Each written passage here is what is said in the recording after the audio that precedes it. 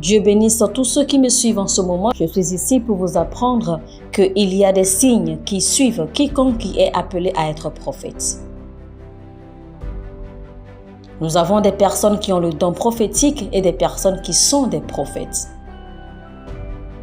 C'est une chose d'être un prophète et une autre chose d'avoir le don prophétique. Alors je suis ici pour vous montrer les signes et je vous parlerai de 25 signes.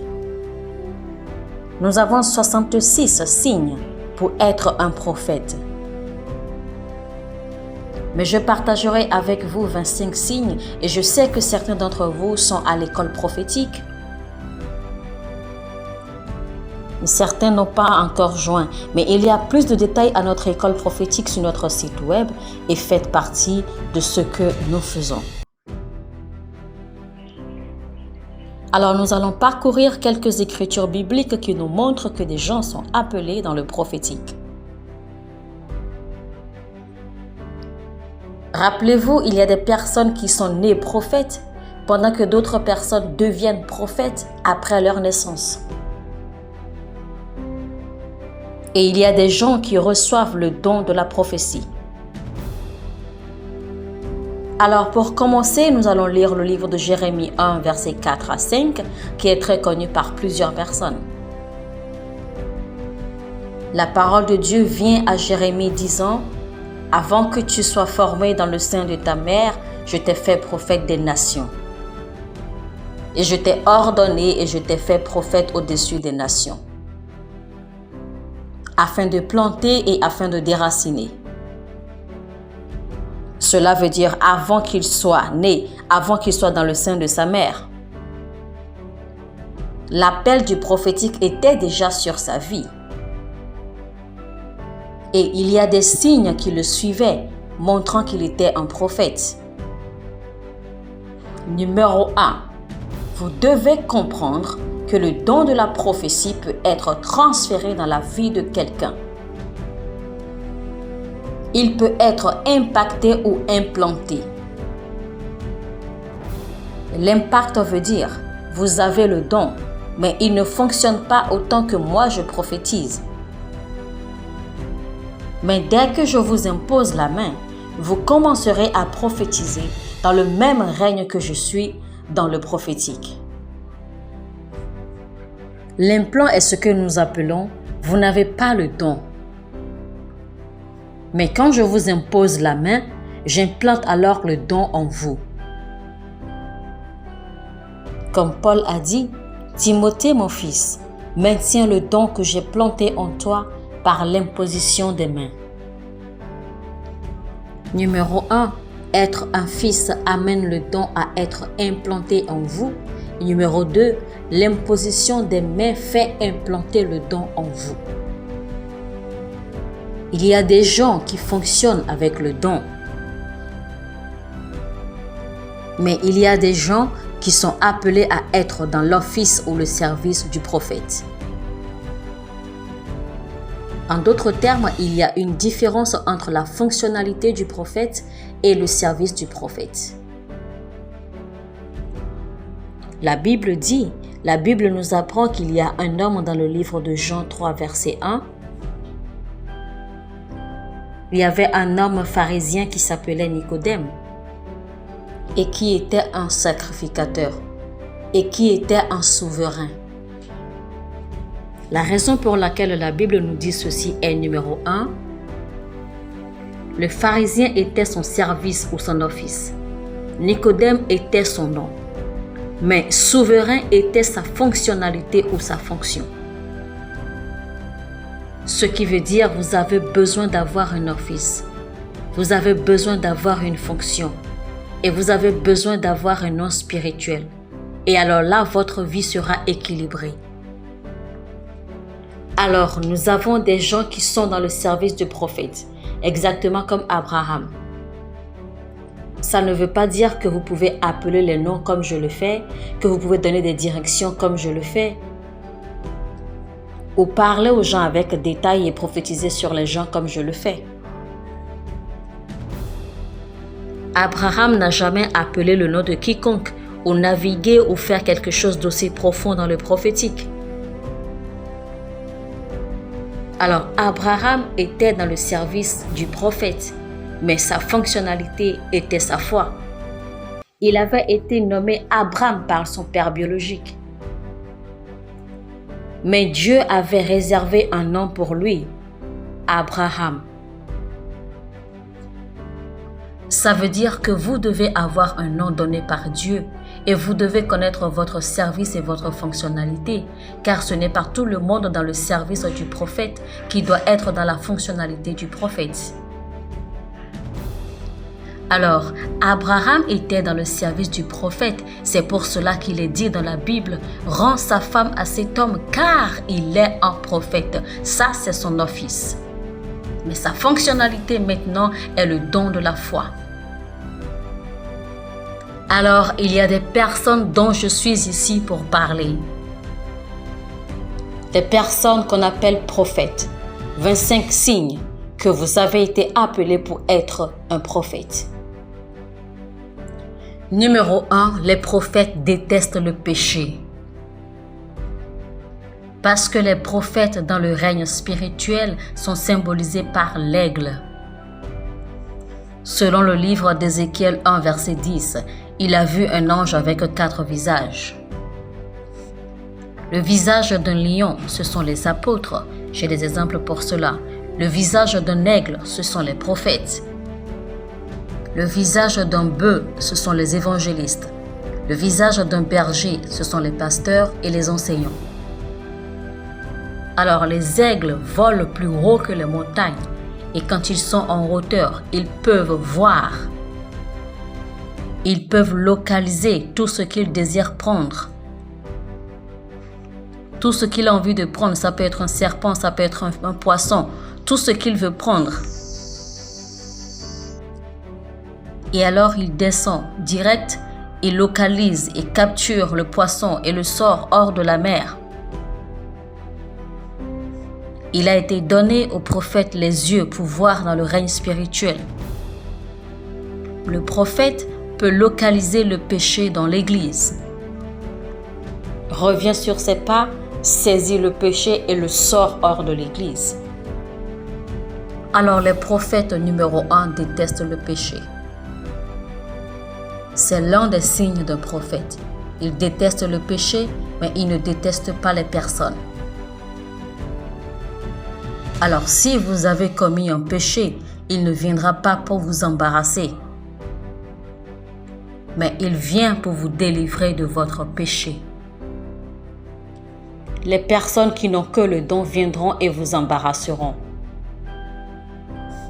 Mais les personnes qui sont en plein dans leur office ou dans leur service ne viendront pas pour vous embarrasser, mais ils viendront pour vous délivrer. Alors si vous tombez sur un prophète qui, dès qu'il vous voit, dévoile un péché que vous avez commis la veille, publiquement devant l'église, oui, vous avez eu tort, mais le prophète n'est pas pour condamner quelqu'un. La Bible dit dans le livre de 1 Corinthiens verset 14, « La prophétie est pour l'exhortation, le confort et l'édification du corps de Christ. » Numéro 2, il y a des signes que vous verrez que le prophète est positionné à un endroit précis où Dieu l'a appelé pour être. Le prophète est appelé à emmener les gens à la repentance du péché. La repentance. Rappelez-vous ceci, le prophétique apporte la grâce. Et la repentance ne se fait pas parce que vous êtes dans le péché. La repentance se fait parce que Dieu vous en a donné la grâce. Par exemple, quand Dieu a rencontré Pierre, il est allé à la rencontre de Pierre et ne l'a jamais accusé d'un péché. Mais il est allé à Pierre et lui a donné la grâce de pêcher du poisson. Le moment où Pierre a pris des poissons, il est allé à Jésus et s'est repenti en disant « Seigneur, je suis un pécheur, va loin de moi. » Le fait qu'il se soit repenti et se prosternant devant Jésus, c'est parce que la grâce lui a été donnée. pour attraper du poisson. Si Jésus était venu pour le condamner, il est alors possible que Pierre n'aille jamais à l'église. Alors, la prophétie amène les personnes à la grâce et la grâce amène les personnes à la repentance. Et la repentance amène les personnes à la justice de Dieu. Alors, Dieu veut que les prophètes soient à une position précise où ils amènent les gens à la repentance. La prophétie n'est pas pour se montrer, ce n'est pas pour embarrasser les gens, ce n'est pas pour détruire les gens, mais c'est toujours pour amener les gens à la place où Dieu veut qu'ils soient. Numéro 3. Un signe que ceux-ci sont des prophètes, c'est la cohérence. D'emmener la sainteté de Dieu dans la vie des gens. Les prophètes sont là pour restaurer la gloire de Dieu, la sainteté de Dieu, la puissance de Dieu, notamment la sainteté aux personnes. Quand les gens sont dans le péché et que le prophète arrive, il les emmène à la place de repentance. Il apporte la sainteté à ces gens. Alors le troisième signe qu'une personne est appelée pour être dans le prophétique, c'est d'emmener les gens à la sainteté. Alors vous devez aussi comprendre que, numéro 4, le signe d'un vrai prophète, c'est que vous êtes un prophète et quand vous entrez dans un lieu, vous allez à la rencontre des gens, vous ne devenez pas religieux.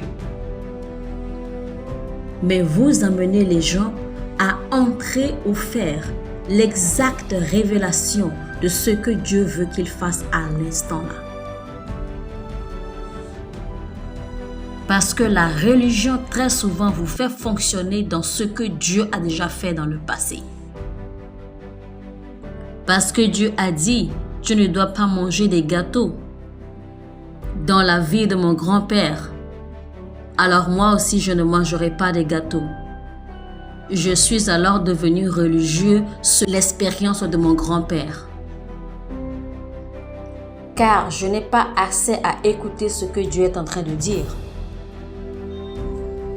Mais le prophétique vous fait entendre les paroles de Dieu aujourd'hui. L'homme ne doit pas se nourrir que du pain, mais de toute parole qui viennent de la bouche de Dieu. Alors le prophète est la bouche de Dieu. Il apporte la vraie révélation du réma dans lequel Dieu veut que vous soyez. Alors vous devez comprendre si vous êtes un vrai prophète, vous emmenez ces choses à la connaissance des gens. Vous devez maintenant comprendre que, numéro 5, les prophètes, ce sont ceux-là qui séparent les gens des traditions. Il y a des traditions qui prennent place dans beaucoup d'églises. Nous sommes une église de ceci, nous faisons cela, nous croyons en ceci et nous avons conçu des traditions dans l'église. Mais quand le prophète arrive, la Bible dit dans le livre de Proverbes que le prophète est comme un aigle qui s'envole contre le vent. Alors quand les oiseaux volent dans la direction du vent, mais l'aigle oppose le vent. Le prophète ne demeure pas là où il y a les traditions. Le prophète apporte les pensées de Dieu. C'est pour cela que beaucoup de personnes ne comprennent pas et ils ont du mal à aller main dans la main avec le prophète. Pourquoi? Je me suis rendu dans une église un jour et cette église croit fermement que vous devez nécessairement être en costume pour tenir devant la congrégation. Vous n'avez pas de costume, vous ne pouvez pas prêcher. J'étais là et quand c'était le moment d'aller au pupitre, l'homme de Dieu me dit « Oh, j'ai oublié de te dire qu'il fallait venir en costume. » Et je lui ai répondu « Ah, en costume. D'accord, mais le Saint-Esprit m'a dit de porter cet habit et je ne sais pas pourquoi. » Et le pasteur dit « Puisque tu dis que c'est le Saint-Esprit, alors je te laisse. » Cela lui a pris au moins 10 minutes pour expliquer aux gens avant qu'ils ne me permettent de prêcher dans cette église. Mais les 5 minutes qui ont suivi quand je me suis tenue debout, malgré que les gens étaient tellement ancrés dans leur religion et tradition et c'était difficile d'accepter que je prêche, en moins de 5 minutes, le Saint-Esprit mouvait partout dans l'église. Les gens commençaient à parler en langue, des choses commençaient à se produire. Parce que le prophète n'est pas quelqu'un qui fonctionne sur les traditions et les religions. Numéro 6.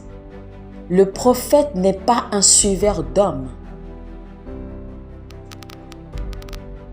Un prophète est un suiveur de Dieu. Il y a des gens qui suivent d'autres personnes, mais les prophètes n'ont personne à suivre. C'est pourquoi la Bible dit « Ne touche pas à mon oint ». Faites pas de mal aux prophètes. La raison pour laquelle les prophètes ne sont pas sous les oints, raison numéro 1, c'est parce qu'ils sont directement oints par Dieu. Ils suivent Dieu, ils ne suivent pas les hommes. Alors, les prophètes sont ceux qui oignent les gens. C'est pour cela que la Bible dit « Moïse était celui qui les conduisait ». Et pour qu'il soit oint, pour que Aaron soit oint, pour que les 17 leaders soient oints, ils devaient aller à Moïse, car c'était lui le prophète qui oint les gens.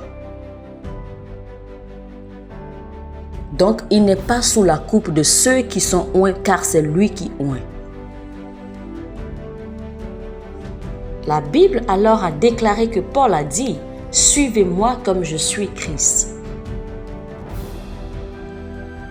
Il y a des gens qui sont des leaders qui suivent Dieu et il y a d'autres personnes qui les suivent. Alors les prophètes ne sont pas ceux-là qui suivent d'autres personnes, ils suivent Dieu lui-même. J'évolue donc sur un autre point qui vous fera comprendre que le prophète est celui qui est oint pour bouger. Le prophète est quelqu'un qui est obéissant. Je vais vous expliquer. Un autre signe qui montre que vous êtes appelé à être un prophète. P-R-O-P-H-E-T.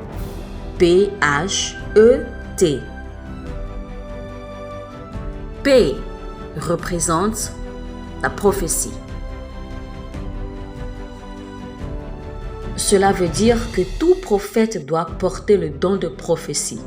Cela peut être ainsi parle l'Éternel, cela peut être dans les rêves, dans les visions. De toutes les manières, il doit y avoir le don de prophétie sur un prophète. Lettre suivante, c'est le R. Le prophète de Dieu est dans une position où il est toujours prêt. Dieu peut juste dire « Abraham, prends tes affaires, va dans un lieu où je te montrerai ». Les prophètes sont toujours prêts. Ils ne donnent pas d'excuses quand Dieu parle. Ils sont toujours prêts pour que la volonté de Dieu puisse s'accomplir. Numéro 3, lettre O. Tout prophète est obéissant à la volonté de Dieu. Lettre O représente l'obéissance. Tout prophète est obéissant. C'est pour ça quand Samuel jugeait Saül, il a dit « L'obéissance vaut mieux que le sacrifice ». Saül n'était pas prophète, mais Samuel était prophète et il comprenait que vous avez besoin d'être obéissant, car le prophète est dans l'obéissance. Après tout, il y a encore un autre P. Tout prophète déteste l'orgueil. Il n'y a pas d'orgueil en aucun prophète. C'est pourquoi après P, il y a H. Le H représente l'humilité, être humble. Tout prophète est soumis, il doit être humble. Si vous voyez un prophète qui est rempli d'orgueil, qui est fougueux, c'est sûr qu'il porte juste le don de prophétie. Il n'est pas dans l'office de prophétie. Parce qu'aucun prophète n'est orgueilleux.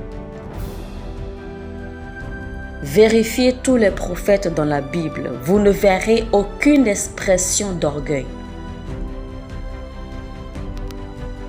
Ils ne parlent pas d'eux-mêmes, ils parlent de Jésus, ils parlent de Dieu.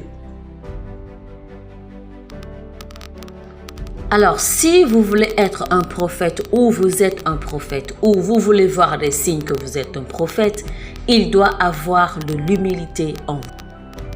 Vous ne parlez pas de votre argent, votre maison, votre richesse, qui vous êtes ou ce que vous êtes. Vous parlez de Dieu, du ciel et du Saint-Esprit. Jésus lui-même. Ça, c'est un vrai signe que vous êtes appelé dans le prophétique. Et je prie que la même onction soit sur vous. Après le H, il y a le E. Tout prophète de Dieu se trouve dans une position où il possède l'éloquence du Saint-Esprit. Son langage courant, il est toujours au point. Après le E, il y a le T. Le prophète, tout ce qu'il dit s'accomplit. C'est la vérité.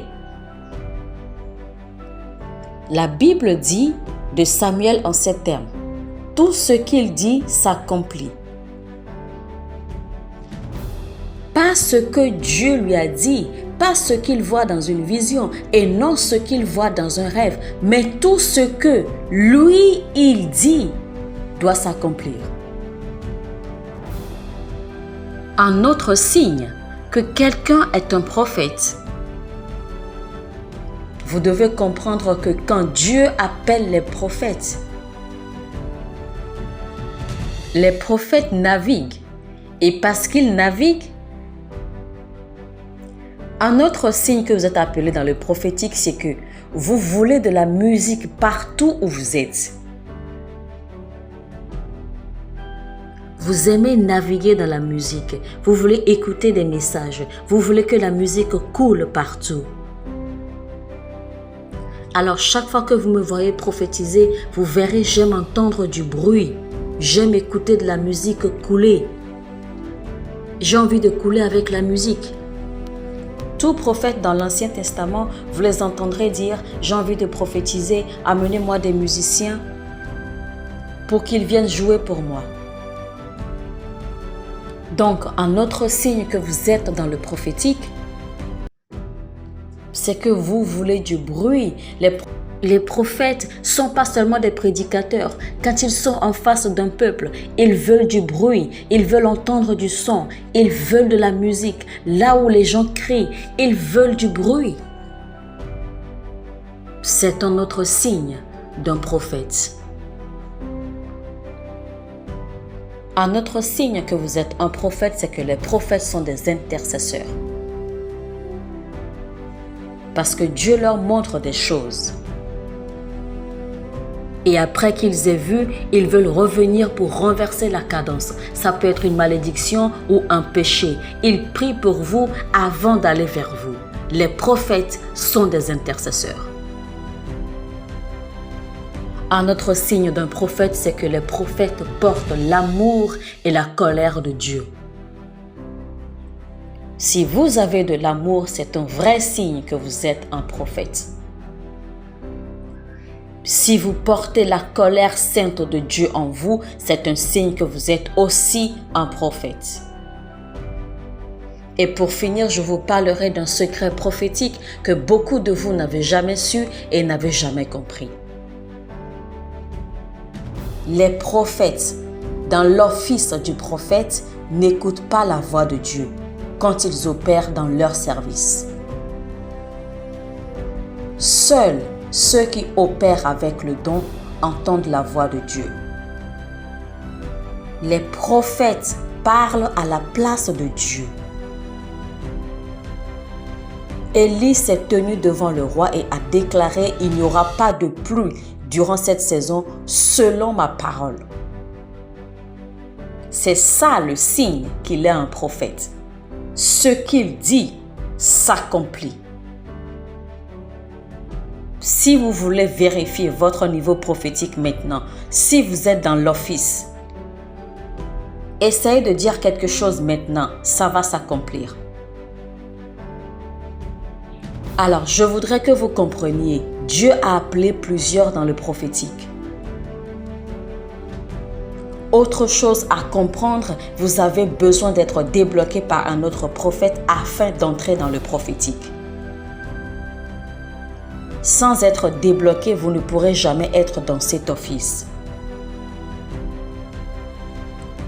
La Bible dit demander, ask, on a A, chercher, seek, on a S, frapper, knock, on a K. Alors, si vous considérez même la lettre A de ask, S de seek et K de knock, vous revenez toujours sur demander, ask. Pourquoi? Quand vous demandez, il vous sera donné, mais vous ne savez pas où cela se trouve. Vous avez donc besoin d'un œil prophétique pour le localiser, et quand c'est localisé, c'est toujours quelque part caché.